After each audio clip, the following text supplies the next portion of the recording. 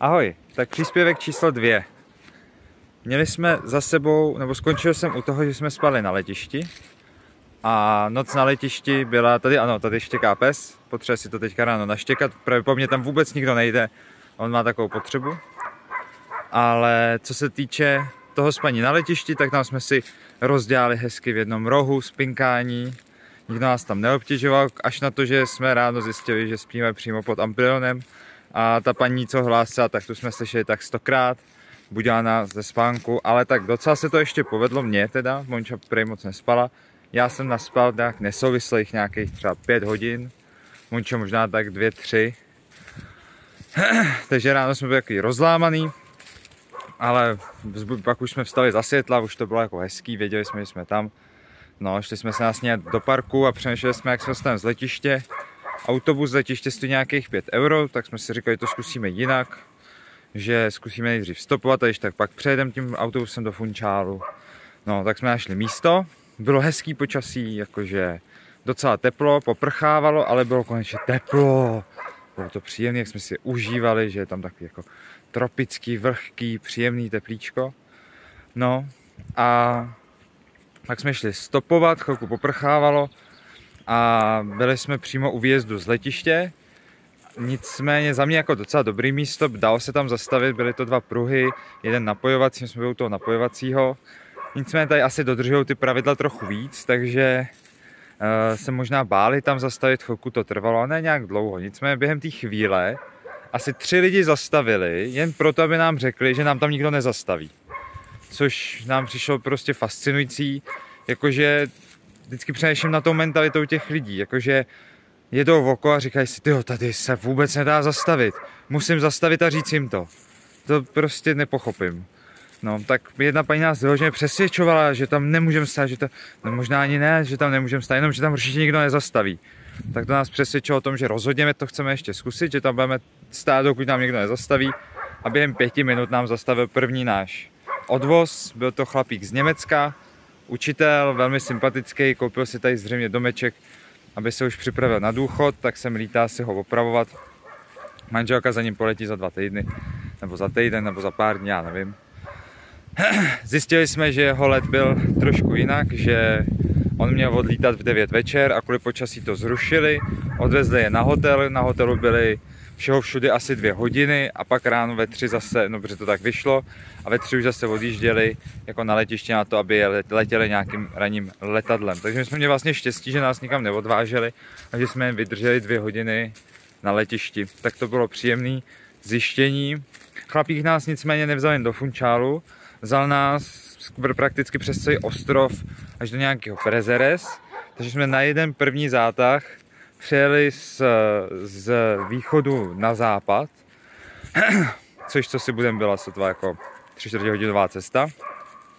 Cestou nám ještě zastavil, aby jsme nabrali benzín, protože my máme benzínový vařič, což bylo výrazně jednodušší, než jsem čekal. Chlapík prostě řekl, co chcem, se zeptal, co chcem, jsme mu řekli, no benzín, 95 nebo 98, 98, do auta nebo někam jinam, no tady do lahve, jo, euro 20, hotovo. Tak to je super, protože v Evropě většinou musíte natankovat aspoň asi nějakých, já nevím, 5 litrů, litr, nevím, něco takového, aby vůbec to jako ta benzínka vzala, tady to problém nebyl. No, náš německý učitel nás vysadil pod horama a tam jsme si tak jako sedli a řekli jsme si, tyjo, tady nic nejede. Asi 10 minut jsme čekali, než pojede auto, ale když už jelo, tak nám zastavilo. A byl to nějaký chlapík, Nizozemec, a jeho příběh byl taky zajímavý, bylo mu asi 68 a jel si sem srovnat myšlenky, jestli se rozejde nebo nerozejde se svojí ženou po 40 letech. Říkal, že za svůj život vzal stopaře 2krát, před 30 lety a teď.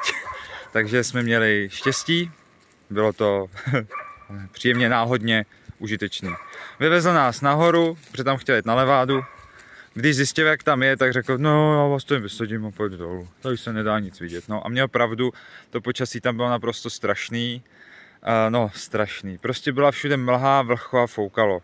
My jsme se šli na kempovací místo, který jsme měli rezervovaný, aby jsme dodrželi, že teda budeme na těch jejich kempovacích místech.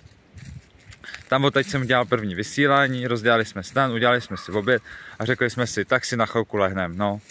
A z chvilky najednou byly 3 hodiny, tady jsme se vzbudili okolo 5:30 a říkali jsme si, co budeme dělat, no tak jsme šli aspoň na procházku, která trvala tak hodinu a půl, vrátili jsme se úplně mokrý. Ne, že by pršelo, chvilkama teda jo, ale hlavně byl takový jako vítr od moře, který byl vlhký, taková rychlá mlha, nevím jak jinak to popsat, hodně mokrá a rychle jsme vždycky provlhli, jakože i to oblečení, no. Tak jsme se pak vrátili do stanu, přemýšleli jsme, co budeme dělat, ve výsledku jsme se jen rychle najedli a šli jsme spát, protože jsme zase byli unavený.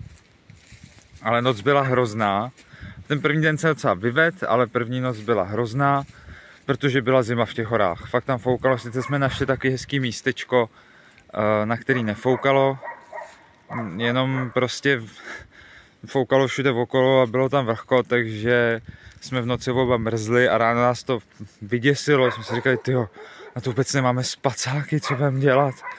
No, tak to musím nějak vymyslet, protože další noc jsme taky měli trávit na tomhle místě a další noc taky v horách a podle radaru to všechno byly studený místa. Jsme přešli si někde seženeme nový spacáky, nebo jestli nějaký vložky, nebo nový oblečení. Ve výsledku jsme si řekli, že prostě jen zkusíme změnit místo, uvidíme, co to udělá.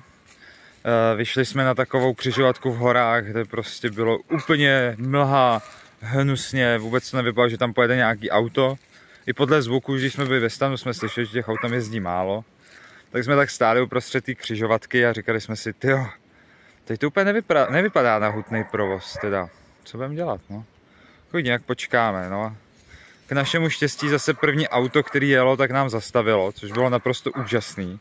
Byli to Portugalci z Lisabonu, pán se nám snažil lámou angličtinou vysvětlit, že normálně nezastavuje, protože je tam hnusný počasí, takže vlastně jako zastavil, že se to změnilo před 10 minutama. My jsme se mu snažili vysvětlit, že se to nezměnilo před 10 minutama, že se to změnilo nevíme kdy, protože od včerejška je tam takhle. A pochopili jsme z kontextu, že všude jinde je hezky, kromě toho místa, kde jsme byli. Takže jsme si jeli k Porto Moniz a tam opravdu bylo sluníčko, stále je, jak vidíte. Teď už je 3. den. Po sjezdu jsme si dali avokáda, banány z nějakého obchůdku, našli místo na spaní, ještě hezky za světla, nechali jsme batohy v lese a vydali jsme se do Porto Moniz, protože už je to jako Moniz a tady je Monika. Ahoj.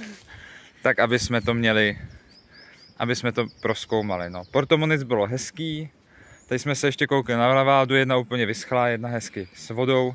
Sešli jsme dolů, Monča myslela, že tam budeme za chvilku, ono to tady trošku jako mate, co se týče prostoru. Jsem nechtěla tomu vůbec věřit, že to bude jako 400 metrů výškových.